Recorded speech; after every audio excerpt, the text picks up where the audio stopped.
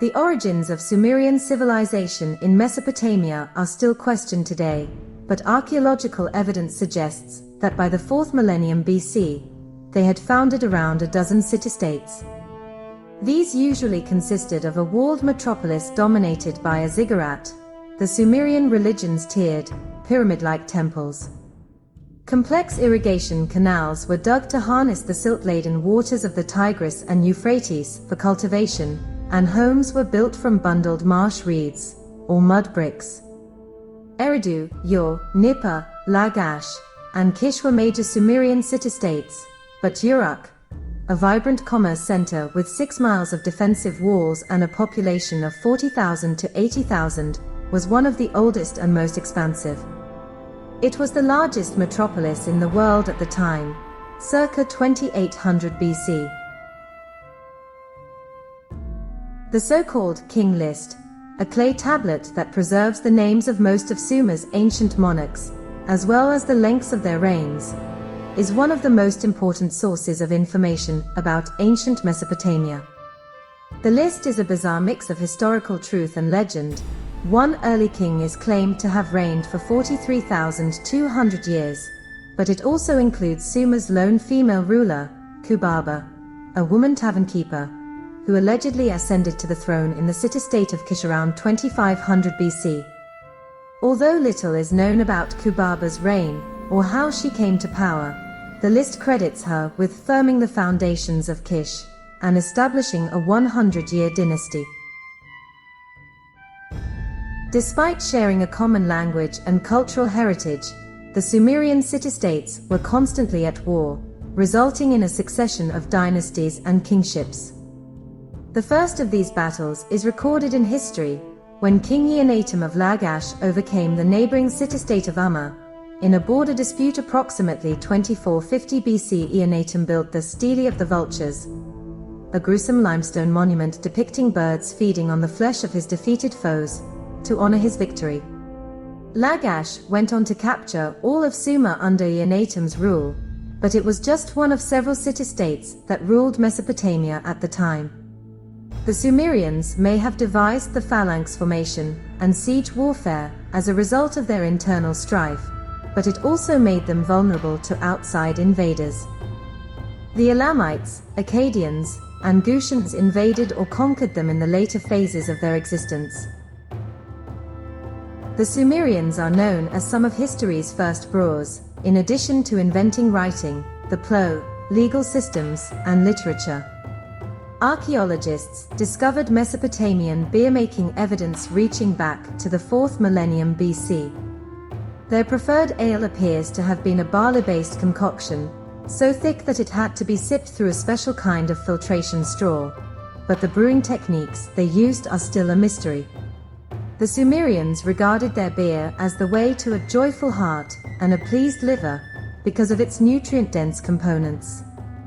There was also a Sumerian goddess of brewing named Ninkasi, who is described as watering the malt put on the ground in a renowned song. Cuneiform, a Latin name that literally means wedge-shaped, was invented by the Sumerians approximately 3400 BC.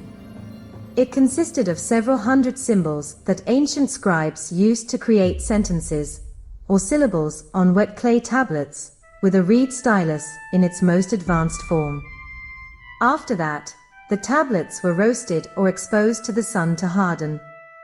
Cuneiform appears to have been invented by the Sumerians for the purpose of maintaining accounts and records of business transactions, but it grew into a full-fledged writing system that was used for everything from poetry and history to legal codes and literature throughout time.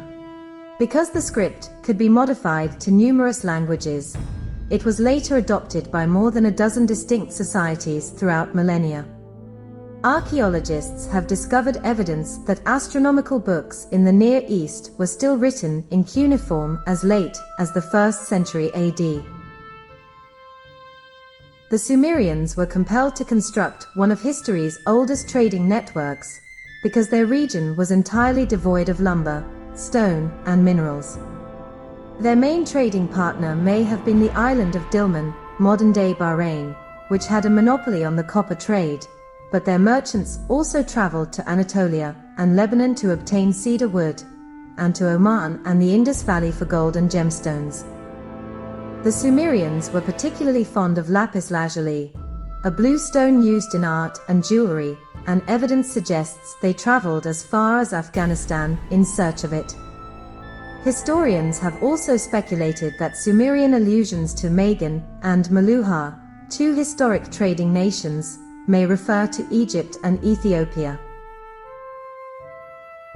The Epic of Gilgamesh, a 3,000-line poem that follows the exploits of a Sumerian monarch as he confronts a forest monster and searches for the secret of endless life, is one of Mesopotamian literature's crowning achievements. Despite the fact that the poem's hero is a demigod with Hercules-like strength, most scholars believe he is based on a real-life king. Gilgamesh was a Sumerian king who flourished circa 2700 BC, according to the Sumerian king list.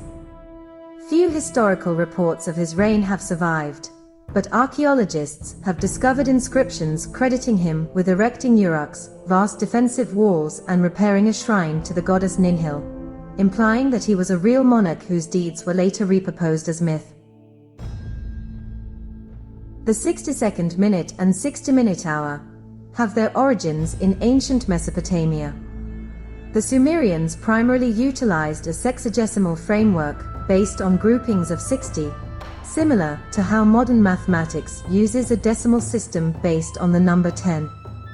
The ancient Babylonians adopted this readily divisible number system and used it to calculate the lengths of the months and years in astronomical computations. Base 60 was gradually phased out of usage, although its legacy lives on in the hour and minute measurements.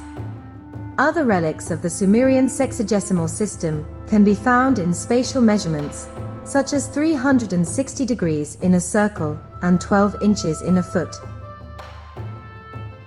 The Sumerians were deeply religious people who attributed societal order and natural occurrences to their gods.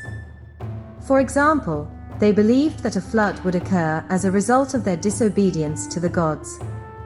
The Sumerians believed that gods and humans coexisted thousands of years ago, and their religion included hundreds of gods and sacred scriptures. More important than the kings of Sumer were religious authorities and priests. Temples were built throughout the empire, but were eventually replaced with enormous pyramids known as ziggurats. The emergence of cuneiform writing on clay tablets, which supplanted older forms of language, immensely assisted religion. The priests who utilized the cuneiform tablets as record-keeping tools had access to a wealth of information. The Sumerians progressively lost their cultural identity and ceased to exist as a political force after Mesopotamia was overrun by the Amorites and Babylonians in the early 2nd millennium BC. All knowledge of their history, language, and technology, as well as their name, was lost throughout time. Their secrets remained buried in the Iraqi deserts until the 19th century, when French and British researchers discovered Sumerian artifacts while looking for Assyrian proof. Scholars such as Henry Rawlinson, Edward Hincks, Julius Oppert, and Paul Haupt eventually led the charge in deciphering the Sumerian language and cuneiform, giving historians their first sight of Mesopotamia's long-forgotten history and literature. Since then, researchers have discovered a plethora of Sumerian art, pottery, and sculpture, as well as over 500,000 clay tablets, the vast majority of which remain untranslated.